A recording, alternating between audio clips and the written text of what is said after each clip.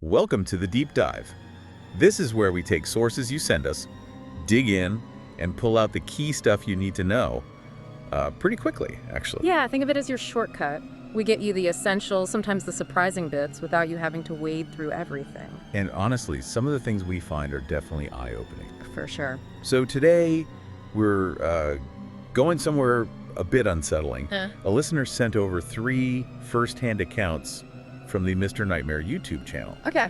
And these aren't like ghost stories. They're presented as real road trip experiences that went wrong. Really wrong. Mm-hmm. So unexpected threats, vulnerability on the road, that kind of thing. Exactly. That's our mission. Yeah. Explore those themes, how things can just turn sideways when you're traveling. Got it. And for you listening, if you like getting the core information without getting bogged down, that's what we do. We'll hit the memorable details, connect the dots. Right. So let's get into the first one. This is called Deltopia Nightmare. Okay, Deltopia, big party scene, right? UC Santa Barbara. Yeah, massive street party, known for being pretty chaotic. So our narrator, he's a student from a smaller UC school, senior year. He decides to go with his friends Hunter, Damon, Benjamin, and Armin. Classic college road trip setup. Totally. They drive down Friday afternoon, day before the main event, and first problem, parking, obviously. Always parking. But Hunter, apparently he's got some charm, talks a sorority girl into letting them have her spot, like prime location. Nice. Good start then. Yeah, seems like it. They crash at Hunter's sister's place in Isla Vista. Huge win during Deltopia, finding a place to stay. Oh, definitely. They even start partying a bit early with her and her roommates. But here's where it gets weird. There's this guy, Amir, Okay. an acquaintance of Hunter's, and the narrator does not paint a good picture. Clingy, insecure, needs attention, history of causing problems with the group. Ah, so not really a friend, more like someone they tolerate or try to avoid. Seems like it. Amir mentioned he might go to Deltopia, but he definitely wasn't invited to join their group. Right, you can already see where this might be heading. That dynamic always feels a bit tense. Well, yeah. About an hour after they get to the apartment, the main group goes out for supplies.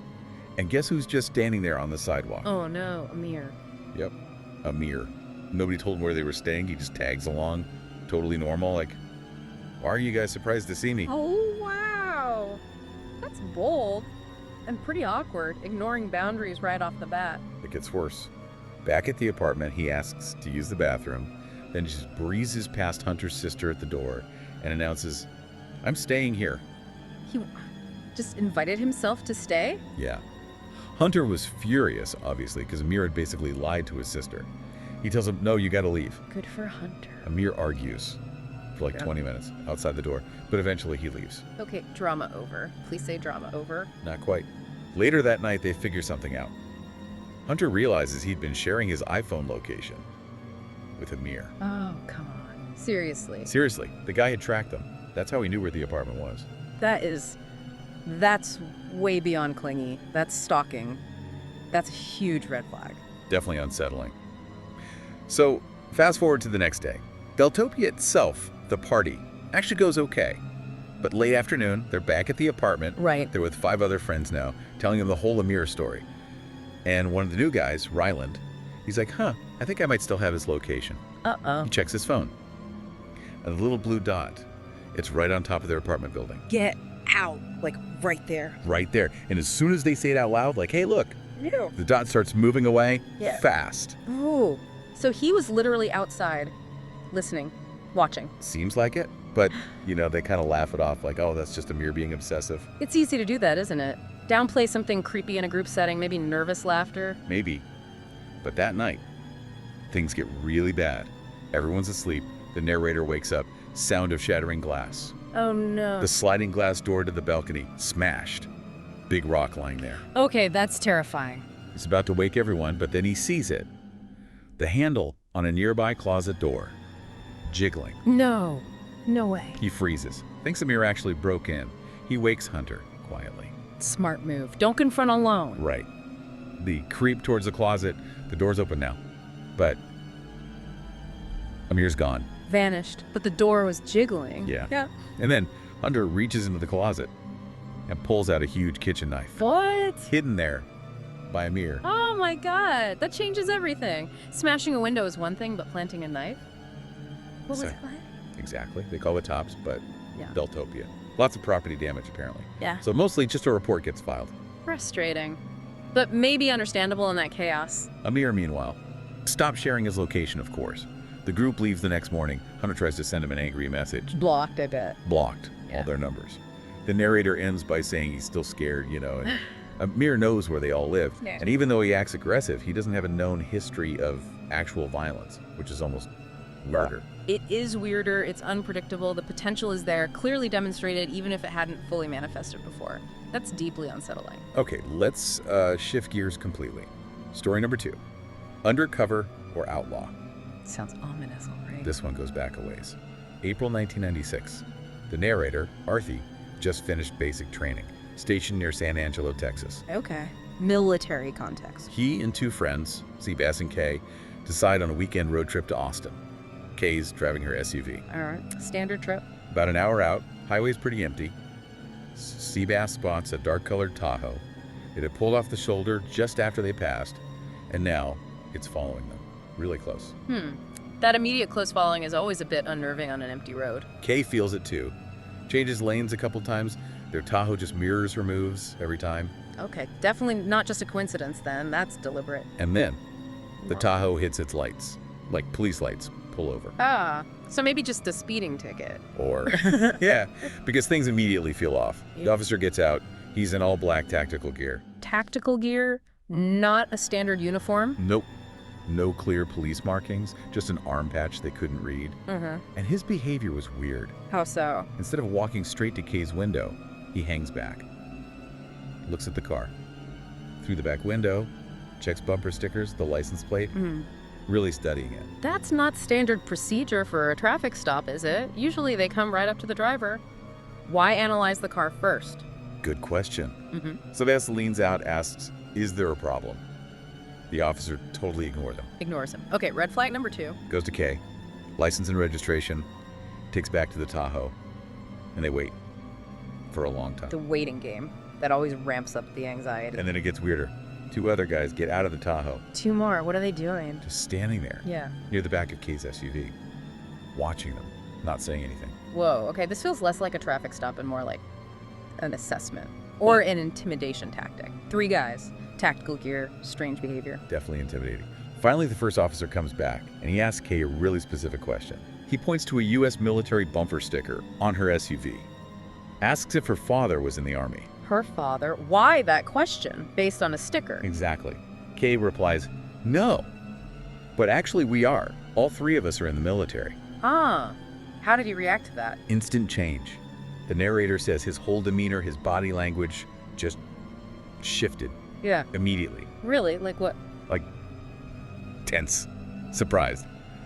He glances back at the other 2 guys, then turns back to Kay. Gives her a warning for speeding. Hands back her license. Doesn't say another word. Just like that. Warning, done. Just like that. And the Tahoe, it peels out, speeds off before Kay even gets her engine started again. Oh. Okay, so learning they were military personnel completely changed the interaction. Seems like it. Seabass immediately says those weren't cops. He was convinced they were in danger, that if they'd been civilians, it could have gone very differently. I'd agree with Sebastian. That reaction, the sudden departure, it strongly suggests they weren't looking for military personnel. Maybe perceive them as less easy targets. That's the chilling part. About a week later, Arthi and Seabass see a local news report. Oh no. What was it?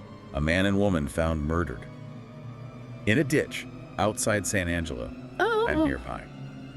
An abandoned black Tahoe, stolen. Oh my god, the same description. Black Tahoe. Yep. They immediately realized the connection, how close they might have come. That's absolutely terrifying, to think that could have been them. They reported their encounter to the police then, feeling awful they hadn't done it sooner. The narrator just reflects on how that little bumper sticker might have saved their lives. What a story. It really drives home how vulnerable you can be and how small things can have huge consequences. And the ambiguity. Were they criminals posing as cops? Something else. Unsettling. Very unsettling. Okay, final account. The helpful stranger. Let me guess, he wasn't actually helpful. Bingo. This happened about 10 years ago. Narrator's driving solo, New Jersey to Texas, visiting parents. Long drive alone. Yeah. Somewhere remote, Arkansas, or maybe Oklahoma. Car starts acting up. He has to pull over. Empty road. Vulnerable situation right there. Stranded, alone, remote area. Pretty soon, a white pickup truck pulls up behind him. No front plate visible. Another vehicle detail that feels a bit off. Driver gets out.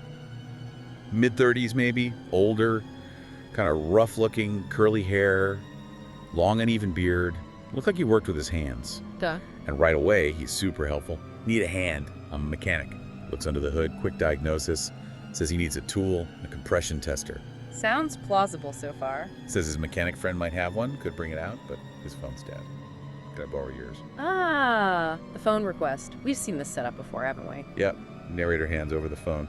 And instead of making a call, the guy pulls a gun. There it is. The switch. From helpful stranger to immediate threat. Tells the narrator to sit on the shoulder, quick robbery, wallet, backpack, demands the phone password too. Takes everything. Digital access, too. Brutal. Then he gets back in his truck and drives off, leaves the narrator stranded. He mentions just feeling pure rage at that moment. I can only imagine. Helplessness and anger. Eventually, someone else does stop. A real helpful stranger. Helps get the car started, gives him directions. He makes it to his parents' place. Thank goodness for that second person. He cancels cards, replaces ID, the usual hassle after a robbery. Thought that was basically the end of it. Annoying, but done. But there's more, isn't there? Given the other stories. Oh yeah. About 6 months later, things start popping up. Notices for new credit lines he didn't open. A Best Buy card, maxed out with charges from Tennessee. Ah, identity theft. His social security card must have been in the wallet. Exactly. That's what he realized. This wasn't just a robbery. It was the start of a much bigger nightmare. That's devastating. Identity theft is notoriously difficult to clean up. He describes the next months as awful. Credit report ruined, fraudulent inquiries constantly. Then he gets a call from his health insurance. The health insurance, why? Someone used his identity to get emergency medical care in Georgia. So now he has false medical records tied to his name too. Oh, that's a whole other level of violation. Financial and medical identity theft. He filed reports everywhere. FTC, credit bureaus, police, but nothing seemed to stop it. The fraud kept happening. It often feels like whack-a-mole for victims, unfortunately. Very frustrating. So he decides, okay, I need to do something myself. Starts setting up Google alerts for his name, monitors his credit like a hawk, scours online forums, social media, looking for anything. Taking proactive steps, good for him. Then, kind of on a whim, he starts checking Craigslist in the cities where the fraud was happening. They're looking for his stolen stuff, or traces of the thief. Looking for patterns. And in Jackson, Tennessee, where those Best Buy charges happened, he finds it, a listing. Used power tools, other stuff, matching the items bought fraudulently with that Best Buy card. Wow, that's quite a find. Did he recognize the seller? Not by name, but he contacts the seller, pretends he wants to buy the tools, sets up a meeting, public place, cash payment. Okay, he's got a lead. But meeting this guy seems risky. He thought so too. Didn't want a direct confrontation. So he calls the Jackson Police Department, tells them the whole story, connects it to his original robbery report.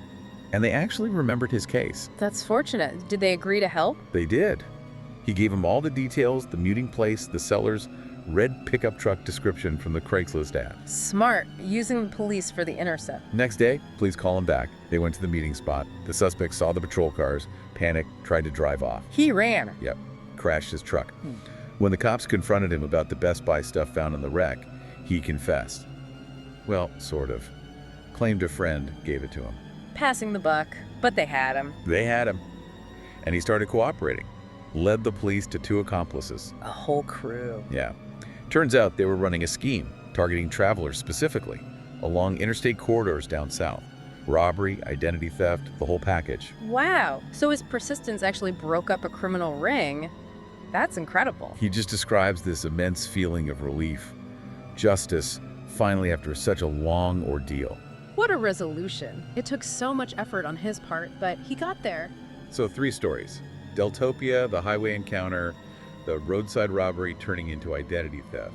What's the common ground here? I think it really boils down to that sudden intrusion of danger into totally ordinary situations. Road trips are supposed to be about freedom, adventure, maybe just getting from A to B. Right, not about facing down fake cops or having a stalker plant a knife. Exactly. The aha moments are pretty stark, aren't they? Like realizing Amir wasn't just annoying, he was genuinely menacing. Yeah, or that moment of relief, thinking the military sticker might have been the deciding factor with those guys in the Tahoe. And the slow burn of the third story, the realization that the robbery was just the beginning of the identity theft problem, that must have been awful. And the endings are all over the place too. lingering fear for one, a narrow escape for another, and then finally justice served after a long fight. It shows the unpredictable nature of these things and the lasting impact they have. So maybe the thought to leave you with is this. Think about those everyday moments. Big parties, quiet roads, even just accepting help from a stranger. Yeah, where might you be more vulnerable than you think? Could any of these stories make you adjust how you travel or just your general awareness? It's definitely worth considering. Personal safety, unexpected threats, they can pop up anywhere. Something to maybe pay a bit more attention to, those little cues around you.